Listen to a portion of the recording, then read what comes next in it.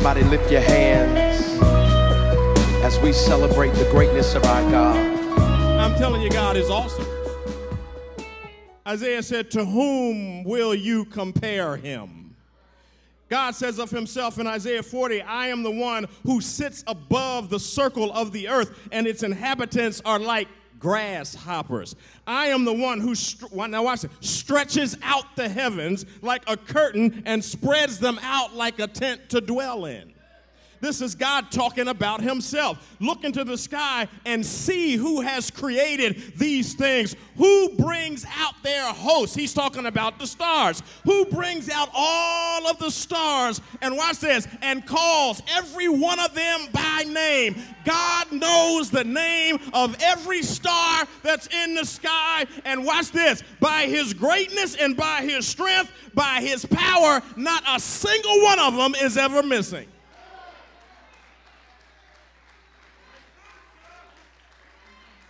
I'm going to do this anyway. Y'all can sit here and look like statues all you want, but I got it. God is so awesome that the Bible says that now watch this, he measured the waters in the hollow of his hand. He measured the waters in the hollow of his hand. The Pacific Ocean is 64,196,000 square miles, and it is 36,000 feet deep, and God measured that out in the hollow. The Atlantic Ocean is 33,400,000 square miles and 30,000 feet deep, and God measured that out in the span of his hand. And my personal favorite, the Caribbean, is 971,000 square miles. It is 22,000 feet deep, and God measured that out in his hand.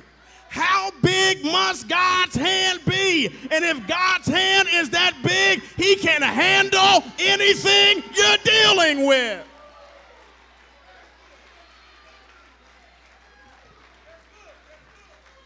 In his hand. It don't even say hands. It says one hand. What kind of hand? Just this earth. We don't even know what else is out there, but just this one earth, there are 326 million trillion gallons of water just on this earth. And in one hand. You're going to tell me he can't handle you? You're going to tell me he can't handle your situation? You're going to tell me he can't handle your job? He can't handle your sickness? He can't handle your marriage? He can handle it!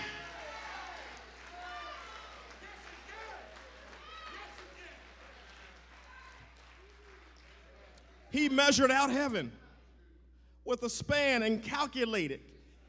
He calculated the dust of the earth. How do you calculate dust?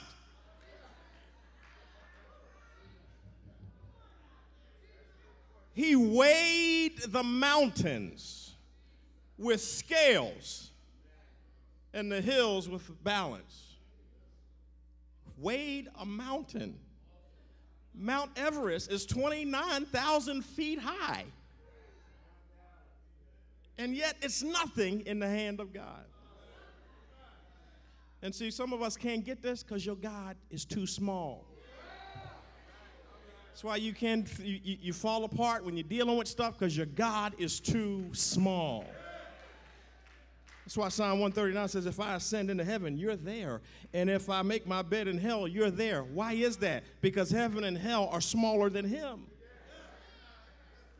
And hell in the Hebrew is Sheol, the underworld, the grave, it's the pit. And the Bible says that even in hell, even in Sheol, you can't escape the presence of God. Don't think just because you died, you got away from him. And all I'm saying is that God, the God we serve, is just an awesome God. But then David takes it a step further, and he says, if I take the wings of the morning and dwell in the uttermost parts of the sea, even there your hand will lead me, and your right hand shall hold me. David says, if in a moment I am transported as quickly as the speed of light, 186,000 miles per second, to uncharted regions left unexplored by human exploration, even there, I'll still run into God. Because even though man hasn't yet been there, God is the one who made it. I heard some senior members in the church where I grew up saying that God is so high, you can't get over him. He's so low, you can't get under him. And he's so wide. And that's because everywhere is in his presence. Now, here's another reason why God is so awesome. David says, if I say, surely the darkness shall fall on me, even the night shall be like light. Even the night shall be like light. Indeed, the darkness shall not hide from you, but the night shines as the day, because darkness and light are the exact same thing to you. In other words, David understands that even darkness does not allow us to sneak around without God seeing us. The darkness does not impede God's ability to see everything that we do. You see, we can't forget Genesis 1:1. In the beginning, God created the heavens and the earth, but it goes on to say, and the earth was without form and void, and darkness was upon the face of the deep. Genesis 1:3 says that God said, let there be light, and there was. Now, when you read on down around verse 14, it says, let there be lights in the firmament of the heavens to divide the day from the night, and let them be for signs and for seasons, for days and for years, and let them be for lights in the firmament of the heavens to give light to the earth, and it was so. So God made two great lights. The greater light to rule the day and the lesser light to rule the night, and he made the stars also. Now remember, God made all this light because the earth was dark, not because he couldn't see. Because it makes no difference to him whether you turn the light on or leave it off. God can see whether it is light or dark. And that's David's point, that there's no difference between darkness and light to God. Night and day are the same thing to him. So never, ever make the mistake of thinking that because darkness has provided a clandestine blanket for your less than righteous activities, that God can't see exactly what you're doing. He saw what you bought. He saw where you went to buy it. He saw who you bought it for. He watched you and who you did it with. He watched who you shared it with. Nothing escapes the eyes of God. Nothing. Matter of fact, even before we were born, before we even knew who we were, before your mom and daddy ever came together, he already knew who you were. It didn't take your mom and daddy coming together to produce you for God to know who you are. It was God who orchestrated your mom and daddy coming together so that you could become who you are today. But even before you were born, even before you came out of your mother's womb, you were still in God's presence. Because being inside the womb is not even enough to hide you from his presence. It's right there in the text. God, you formed my inward parts. You covered me in my mother's womb. So he says, I will praise you. Why? Because I am fearfully and wonderfully made. Marvelous are your works that my soul knows very well. My frame, my body was not hid from you when I was made in the secrecy and skillfully wrought in the lowest parts of the earth. Your eyes saw my substance before I was born. How do you see substance when it ain't there? You got to have the eyes of God to be able to see what ain't there. And you know what? Somebody needs to be encouraged by that, because you may not think you're a whole lot because you can't see it. But there are some things that God can see in you that you can't see yourself. And God is an expert at taking nothing and making something out of it.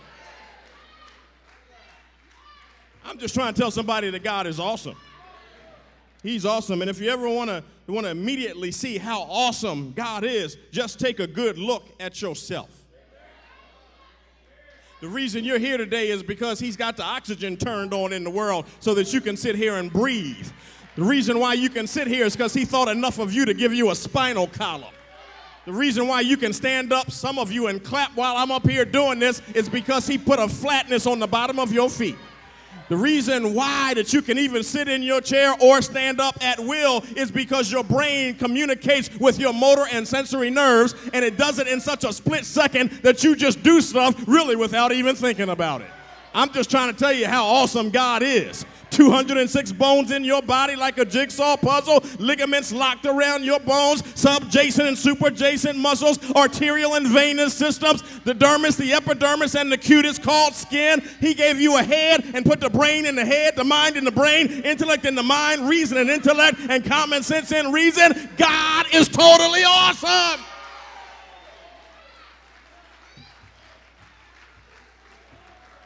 That's why he said, oh, I am fearfully and wonderfully made. I was formed inside of another human being. God meticulously and skillfully designed and developed our human frames. To this day, scientists cannot replicate what God originated. God systematically and skillfully, creatively designed us, and he did it all inside the womb. Medical science think they got something going on because they can do surgery with a little laser now. God was creating a whole lot of stuff without a laser. God was creating me and you inside the womb with his word. And so while you and I were inside the womb, God was developing us day by day and month by month, preparing us to live in a world without an ongoing physiological dependence upon the mother who carried us. And so I thought about that. God wanted us to go to school even before we was born. I said he wanted us to go to school because everything he did for us in the womb was preparation for us to enter the world. And so we had this like prenatal university going on inside our mother's womb.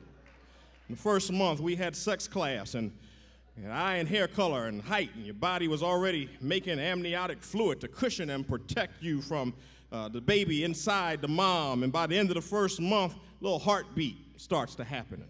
In the second month, heart and the kidney and the lungs are already in place, along with facial features that are beginning to develop. And in the third month, the face is starting to look more like a human being. Because, you know, we kind of look like lizards before that. Sex organs start to develop, but it's still hard to tell whether your child is going to be a boy or a girl, even though God already knows. Fourth month, the placenta is now fully formed and feeding your baby all the nutrients and oxygen that the baby needs. Now the baby is learning in class how to suck and how to curl fingers and toes so that when they get out in the world, they'll be able to grab a bottle and drink so that they can be nourished. And fifth month, all the senses, taste, smell, hearing, sight, and touch are now developed. Sixth month, eyes are still closed, but they can sense light and darkness even inside the womb. Seventh month, the lungs are now fully developed, because when they come out, they got to give us a shout to let us know that everything is all right. The brain has now matured so much that it can help regulate body temperature. Eighth month, the organs are maturing, passing water in preparation for the day when they come out that they have to eliminate the waste that the body no longer needs. Ninth month, they start gaining weight, and then all of a sudden, miraculously, the body just turns in the opposite direction to prepare the baby for coming out of the birth canal. Nobody said, hey, you in there, it's time to turn around. God sent a telepathic message to that child and said, it is now the 9th month. It is time for you to graduate. Here is your diploma. God bless you. Happy birthday.